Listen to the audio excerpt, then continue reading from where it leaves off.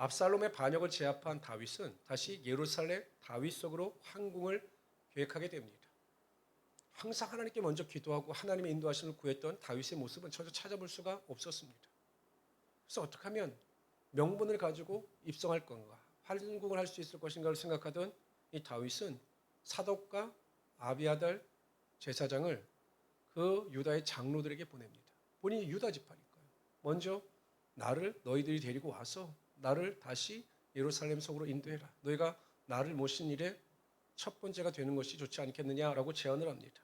이게 이제 유다 사람들이 다윗을 환궁하기 위하여 모시기 위하여 내려오게 됩니다.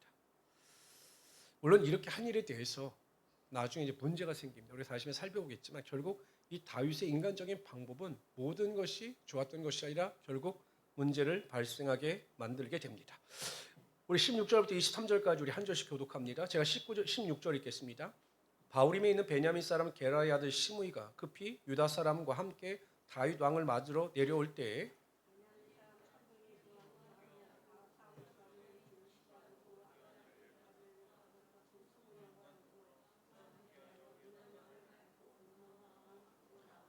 여러분 17절에 나오는 시므이와 시바가 어떤 사람인지 아시죠? 네, 시므이가 어떤 사람입니까? 그냥 아시죠? 네, 시므이가 어떤 사람인지는 그냥 아시기만 하지 이 시므이가 어떤 짓을 했는지 아십니까? 아십니까? 다윗이 도망갈 때 다윗을 저주하던 사람입니다. 사울이나 저기는 시바는요. 껌 이름도 아니고 시바가 뭡니까?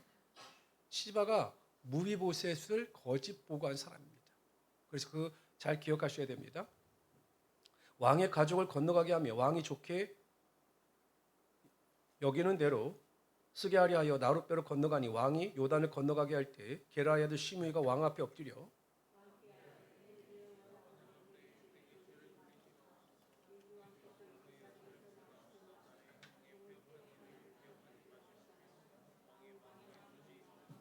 왕의 종 내가 범죄한 줄 아옵게 오늘 요셉의 온 족속 중 내가 먼저 내려와서 내 주 왕을 영접하나이다 하니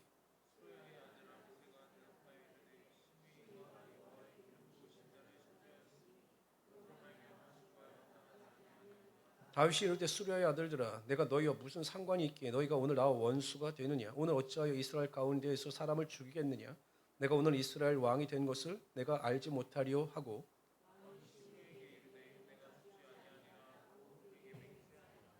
다윗 왕이 황궁한다는 소식을 듣고 가장 먼저 나온 사람은 시므이와 시바였습니다. 그럴 수밖에 없었던 것이 그들은 다윗에 대하여 죄를 지은 자들이었기 때문이죠. 시므이는 다윗을 저주했습니다. 이제 끝났다. 압살롬의 반역으로 인하여 다윗은 끝났다라고 생각하여 자기가 할 수 있는 대로 최고의 저주를 퍼부은 사람이 바로 시므이입니다. 그리고 시바는 무비보셋의 시중동자였습니다. 그래서 모든 재산을 관리했는데 뭐라고 거짓말하냐면 무비보셋이 그 아버지에 대한 그 원수에 대한 감정을 가지고 대적했다라는 거죠. 거짓말하니까 그러면 다윗이 화가 났겠습니까? 화가 나지 않겠습니까? 화가 났습니다. 굉장히 화가 났죠. 그렇게 거짓말을 했던 사람입니다. 그러니까 여러분 시므이 입장에서 보면 다윗상을 저주했는데 다윗이 다시 완권이 회복되어 돌아온다면 자신의 생명을 위태하는 것은 뻔한 일이었습니다. 그래서 그것을 이제 무마하기 위해서 이렇게 다윗에게서 먼저 나온 거죠. 더군다나 베냐민 사람입니다. 그런데 오늘 본문에 보면 베냐민 사람 1000명과 같이 나왔습니다. 그러니까 이 시므이라고 하는 사람은 어찌 보면 그 베냐민 지파에서 유력자였습니다. 그렇게 나와서 용서를 빕니다. 아비새가 그 시므이의 모습을 보면서 죽여야 된다고 이야기하지만 다윗은 여기에서 그를 용서합니다. 그러나 나중에 이제 솔로몬에 의해서 이 시므이는 죽음을 당하게 됩니다. 시바도 마찬가지죠. 어찌 보면 여러분 이 시므이나 시바는 기회주의적인 사람의 전형적인 모습입니다. 자신의 필요에 따라서 자신의 삶의 태도나 사람을 대하는 태도가 바뀌는 아주 전형적인 기회주의적인 사람들입니다. 이런 사람들은 강한 자에게 약하고 약한 자에게 강한 아주 비굴한 사람들입니다. 환경에 따라 이랬다 저랬다 하는 사람들입니다. 성도들 중에도 신앙적으로 기회주의적인 분들이 있어요. 그러니까 여러분 성도들 중에서도요. 이렇게 부정적으로 보면 약간 신앙이 기회주의적인 분들이 있습니다. 이 의미는 무엇이냐? 상황에 따라서 신앙이 왔다 갔다 하는 분들이 있다라는 것입니다. 좋을 때는 한없이 좋습니다. 그냥 문제가 없고 평안할 때는 그분처럼 믿음이 좋은 분이 없습니다. 그래서 사람들이 믿음이 좋다라고 인정을 하는데 또 막상 고난이나 환난을 당하게 되면 믿음이 어디 갔는지 원망하고 불평하는 분들이 굉장히 많습니다. 그러니까 환경에 따라서 믿음이 이랬다 저랬다 하시는 분들이 신앙적인 입장에서 보면 신앙의 기회주의자들이라는 것이죠. 믿음의 성도는, 하나님 안에서 믿음의 성도는 신앙이 환경의 지배를 받는 자들이 아니라 신앙이 환경을 지배하는 자들입니다. 여러분, 믿음의 사람은 어떤 사람들이냐? 환경이 어떠하든지 간에 그 믿음을 가지고 환경을 지배하는 사람들이 바로 믿음의 사람들이라는 것입니다. 내가 믿음이 있다, 내가 믿음이 견고하다라고 하면서 그 환경에 영향을 받는 사람은 아직도 믿음이 견고한 사람이 아니라는 것입니다. 하나님의 말씀이 내 삶의 지침서가 되어 환경에 상관없이 항상 하나님의 말씀을 쫓아 행하는 사람들이 바로 믿음의 사람인 것입니다. 이것이 올바른 신앙이죠. 그리고 하나님께서는 환경을 지배하는 그 믿음, 환경에 영향을 받지 않는 그 믿음을 보시고 그 믿음대로 되는 역사와 능력이 나타나게 하여 주시는 겁니다. 하나님께서 중심을 보신다라고 하는 의미가 무엇입니까? 우리의 마음의 믿음을 보신다라는 겁니다. 그래서 우리 성도님들은 환경에 좌지우지되는 그러한 믿음이 아니라 항상 환경을 제압할 수 있는, 압도할 수 있는 그 견고한 믿음을 통해서 하나님의 놀라운 역사와 능력을 맛보며 살아갈 수 있는 하나님의 귀한 성도들이 되시기를 주님의 이름으로 축원합니다. 우리 24절에서 30절까지 우리 한 절씩 교독하도록 합니다. 우리 24절은 여러분들이 먼저 읽어주세요. 19장 24절 읽습니다. 시작.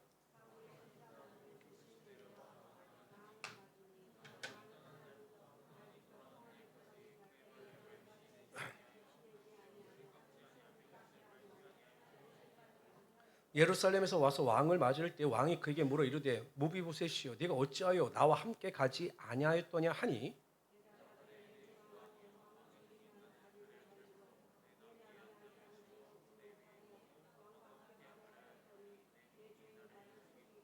무비보셋의 자신의 억울함을 호소합니다.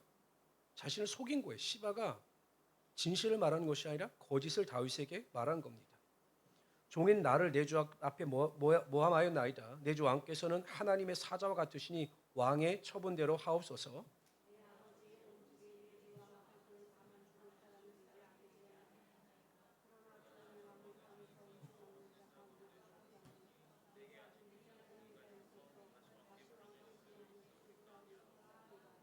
왕이 그에게 이르되 내가 어찌하여 또 내 일을 말하느냐? 내가 이룬 너는 시바와 밭을 나누라 하니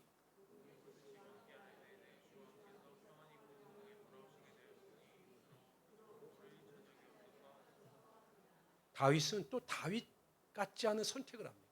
여러분 보세요. 시바의 거짓이 딱 드러나지 않았습니까? 그렇다면 다윗은 그 시바의 잘못을 지적하고 그의 모든 재산을 몰수하여 다시 무비보셋에게 주는 것이 원칙이었습니다. 그것이 공의지요. 다윗은 그렇게 하지 않아요. 그 반을 나누라는 겁니다. 그 이유가 어디 있느냐? 시바가 베냐민 지파였기 때문입니다. 만일 이 상황 속에서 본인이 공의에 따라 이 시바를 심판하게 되면 그 베냐민 지파에게 영향을 주고 자신이 왕위로 복귀한 때 문제가 생길 것을 염려하여 온전한 징계를 내리지 못하고 그냥 반만 서로 그냥 좋은 게 좋은 거라고 반만 그렇게 결정을 내리는 어리석음을 범하게 되었던 거죠. 여러분 옷을 입을 때요. 이렇게 막 이 옷을 입을 때 저도 가끔 실수를 합니다. 이 와이셔츠를 입을 때 이 윗단추를 잘못 끼면 결국 밑에 가서 어떻게 됩니까? 안 맞아요. 위를 잘 껴야지 밑에가 맞는데 아무리 급하다고 막 단추를 꿰다가 윗단추를 잘못 끼면 결국 마지막에 가서 문제가 생기게 됩니다. 다윗도 마찬가지입니다. 그가 압살롬의 반역을 제압하고 다시 황궁하는 데 있어 하나님의 인도하심과 하나님의 뜻을 구했더라면 하나님께서 처음부터 끝까지 그가 완전하게 왕으로 복귀하는데 모든 것을 알려주시고 그를 보호하여 주사 전혀 문제가 없게 하셨을 겁니다. 그런데 인간적인 방법으로 인간적인 길을 선택하니까 모든 문제가 다 엉망이 되는 겁니다. 다윗이 다윗 같지 않은 모습을 보이게 되는 거죠. 근데 여러분, 제가 갑자기 이런 다윗의 모습을 보면서 그런 생각이 드는 겁니다. 아니 다윗처럼 하나님의 마음에 합한 자로서 위대한 신앙을 소유했던 다윗도 아니 이렇게 실수를 하고 이렇게 잘못된 선택을 하는데 우리가 다윗보다 뛰어난 믿음을 가졌다고 보장하지 못하는 우리가 과연 어떻게 믿음 안에서 승리하며 살아갈 수 있겠느냐라는 것입니다. 아니 다윗도 이렇게 실수하고 다윗도 이렇게 넘어지는데 아니 정말 우리 같은 사람은 이 험악한 세상을 어떻게 살아가야 하는가라고 하는 의구심이 들었습니다. 그러다가 하나님께서 주시는 크신 위로가 있었습니다. 여러분이 다윗은 믿음의 사람이고 하나님의 마음에 합한 사람이지만 하나님께서 다윗보다 여러분들에게 세상을 이길 수 있는 능력을 부어 주셨습니다. 믿으십니까? 무엇으로 부어 주셨을까요? 갑자기 마치시니까 제가 할 말이 없네요. 다윗 시대는요, 구약 시대는 성령은 하나님께서 택하신 자들에게만 일시적으로 부어 주시는 은혜였습니다.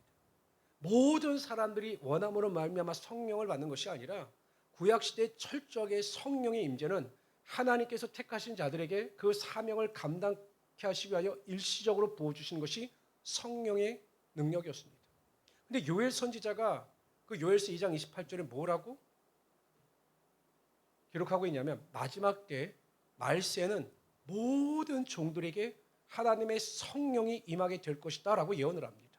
그리고 그 예언이 오순절날 마가의 다락방의 사도행전 2장에 보면 불같이 성령의 능력이 임하사 그곳에 모였던 모든 사람들이 다 성령 충만을 받아 방언으로 말하기 시작하죠. 우리가 이 시대를 살아갈 때 우리가 다윗보다 믿음이 연약하고 다윗보다 능력이 부족하다 할지라도 성령을 사모하게 되고 성령의 충만함을 받게 되면 성령께서 우리가 감당하지 못하는 일을 능히 감당케 하시며 우리의 지혜를 허락하여 주사 세상에 감당할 수 없는 놀라운 일을 행하는 능력을 부어 주시는 겁니다. 그래서 항상 여러분 중요한 것이 무엇이냐면 이제는 구약이 성부의 시대였다면 그 초대교회가 복음서가 기록된 그 초대교회가 성자의 시대였다면 지금은 성령의 시대가 되는 것입니다. 사모하는 자들에게 구하는 자들에게 반드시 물붓듯이 성령의 능력을 허락하여 주사 이 세상을 능히 이기며 살아갈 수 있는 믿음과 능력을 허락하여 주시는 거죠. 그래서 우리 모든 성도님들은 자나 깨나 항상 성령 충만을 사모하며 살아갈 수 있는 우리 성도들이 되시기를 주님의 이름으로 축원합니다.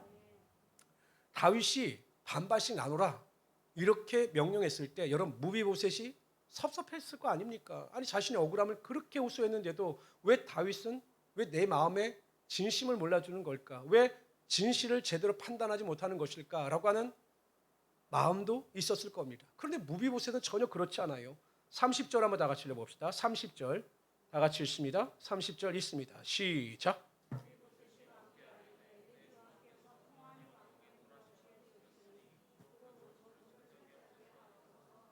이 말이 무슨 말입니까? 무비보셋이 이렇게 말한 내용이 무엇입니까? 저는 재산, 재물 필요 없습니다. 왕이 건강하게 무사히 다시 성으로 돌아오신 것, 전 이것 하나만으로도 만족합니다. 제 모든 재산을 다 시바에게 줘도 저는 괜찮습니다.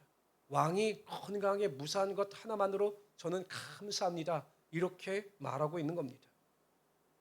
그러나 여러분 정말 이렇게 무비보셋 같은 마음을 가진다는 것은 참 쉽지 않아요. 제가 이렇게 목회를 해봐도요. 성도들에게요. 100번 잘해주다 한 번 뭔가 이렇게 하잖아요. 그럼 100번 잘해준 거 소용없더라고요. 그러니까 한 번 못한 것 때문에 모든 사람들이 실망을 합니다. 우리 교회 말고요. 그러나 하여튼 실망을 하는 경우가 굉장히 많아요. 그러니까 사람들은 항상 그렇지 않다라고 하지만 기브 앤 테이크입니다. 근데 무비보셋은 그렇지 않아요. 다윗의 태도가 어떠하든지 다윗이 자신에게 어떻게 생각하는지 이건 중요하지 않습니다.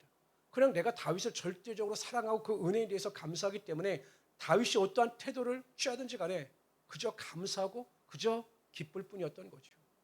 제가 이 무비보셋의 태도를 보면서 하나님을 향한 우리의 태도는 어떤가라는 생각을 하게 되었습니다. 여러분, 우리는 하나님께서 예수 그리스도를 통해서 우리를 구원하여 주신 사랑의 하나님이 되셔요. 우리를 구원하여 주셨다고 하는 그 사실 하나만 생각해도 우리는 무슨 일이든지 감사하고 하나님만을 절대 살아가며 살아가야 합니다. 우리 삶에 고난이 있어도 환난이 있어도 문제가 있어도 그래서 모든 환경이 막힌 것 같고 하나님의 도움의 손길이 전혀 없는 것 같은 상황 가운데 직면해 있다 할지라도 그럼에도 불구하고 우리가 여전히 하나님을 사랑해야 하는 것입니다. 어떤 조건에 의해서가 아니라 하나님이 나의 하나님이 되시기 때문에 우리는 이 무비보셋처럼 무조건적인 하나님의 사랑을 나타내 보여야 한다는 거죠. 그러면 하나님께서 그 사랑을 다 받아주시고 우리의 삶에 하나님의 놀라운 축복과 은혜와 능력이 임하게 하여 주시는 겁니다. 근데 여전히 우리는 어린아이 같을 때가 많아요. 조금만 힘들어도, 조금만 내 기도에 하나님의 응답이 더디 이루어지면 마치 하나님께서 계시지 않은 것처럼, 하나님께서 나를 사랑하시지 않는 것처럼 원망하고 불평합니다. 우리 어린아이들이 그렇지 않아요? 애기들이? 애들 이렇게 키울 때 보면 뭐 엄마가 그래도 한 가지 뭐 못해주면 애기들은 그러잖아요. 엄마 싫어 이러잖아요. 엄마 싫어 오지 마 이러잖아요. 근데 여러분 성인이 되면 부모의 마음을 알게 되는 겁니다. 내가 이런 말을 하면 상처를 받겠구나 부모가 이런 걸 아는 것처럼 신앙이 성숙했다라고 하는 것은 우리가 하나님의 마음을 알아가는 겁니다. 하나님께서 이러시구나. 하나님께서 나를 절망 사랑하시는구나. 그 마음을 알면 우리가 하나님을 더욱더 뜨겁게 사랑할 수 있게 되는 거죠. 우리 모든 성도님들은 그 하박국의 고백처럼 내 삶의 모든 것이 다 사라진다 할지라도 구원의 하나님 여호와 하나님으로 인하여 기뻐하고 즐거워하고 감사할 수 있는 그 신앙의 소유자들이 되시기를 주님의 이름으로 축원합니다. 우리 31절부터 39절까지 읽읍시다. 31절 제가 읽습니다. 길앗 사람 바르실레가 왕이 요단을 건너가게 하려고 로글림에서 내려와 함께 요단에 이르니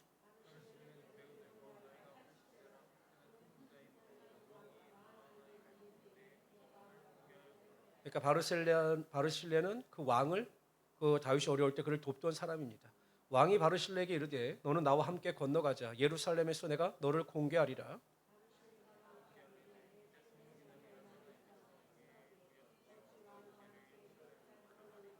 내 나이가 이제 80세라 어떻게 좁고 흉한 곳을 분간할 수 있사오며 음식의 맛을 알 수 있사오리까? 이 종이 어떻게 다시 노래하는 남자나 여인의 소리를 알아들을 수 있사오리까? 어찌하여 종이 내 주 왕께 아직도 누를 끼치리이까?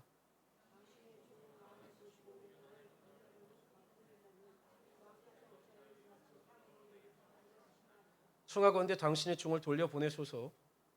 내가 내 고향 부모의 묘 곁에서 죽으려 하나이다. 그러나 왕의 종 기맘이 여기 있사오니 왕의 종 기맘 이 사람이 누구냐면 바르실레의 아들로 봅니다. 역사가 요세푸스에 의하면 이 김함은 바르실레의 아들이었을 것이다 라고 보고 있습니다. 왕의 종 기맘이 여기 있사오니 청하건대 그가 내 주 왕과 함께 건너가게 하시옵고 왕의 처분대로 그에게 베푸소서 하니라.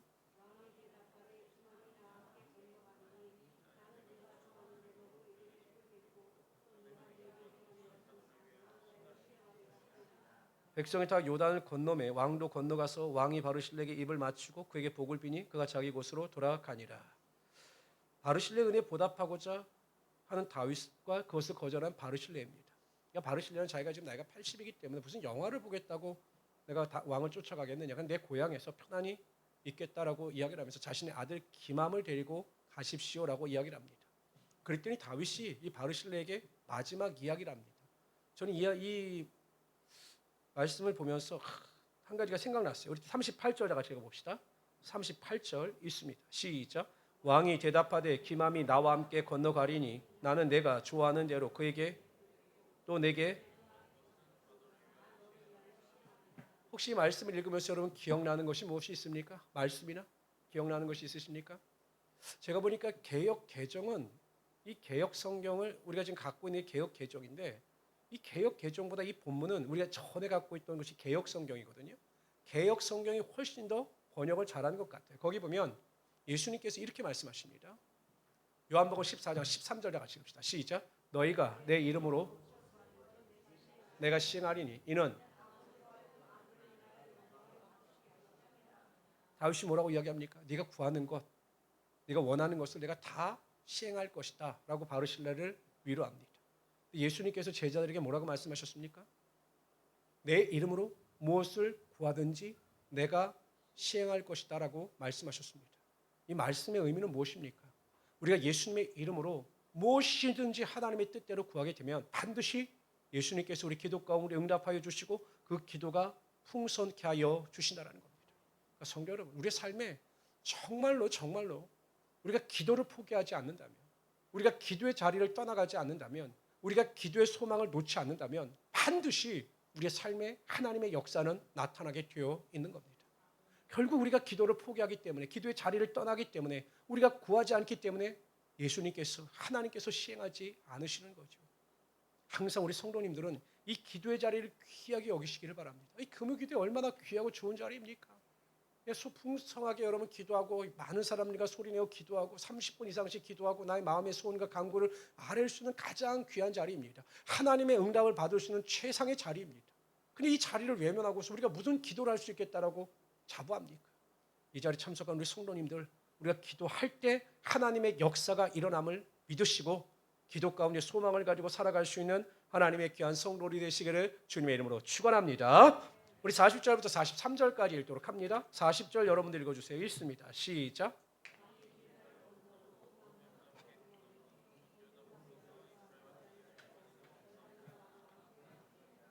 온 이스라엘 사람이 왕께 나와, 그러니까 여러분 지금 유다 지파가 다윗 왕을 호위해서 건너는 겁니다. 그런데 온 이스라엘 사람들, 이 유다 지파를 제외한 11지파 이스라엘 사람들이 이제 나온 거예요. 온 이스라엘 사람이 왕께 나와 왕께 아뢰되 우리 형제 유다 사람들이 어찌 왕을 도둑하여 왕과 왕의 집안과 왕을 모르는 모든 사람을 인도하여 요단을 건너가게 하였나이까 하매.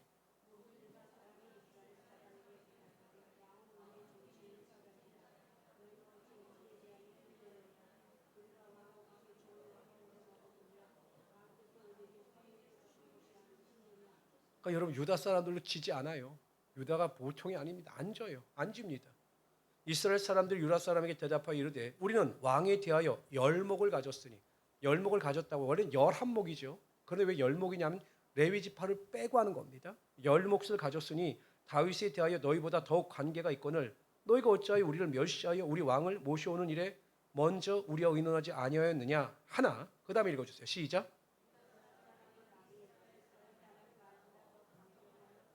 여러분 유다 지파를 제외한 모든 사람들이 불만을 가졌습니다. 그래서 항의합니다. 근데 결론은 무엇입니까?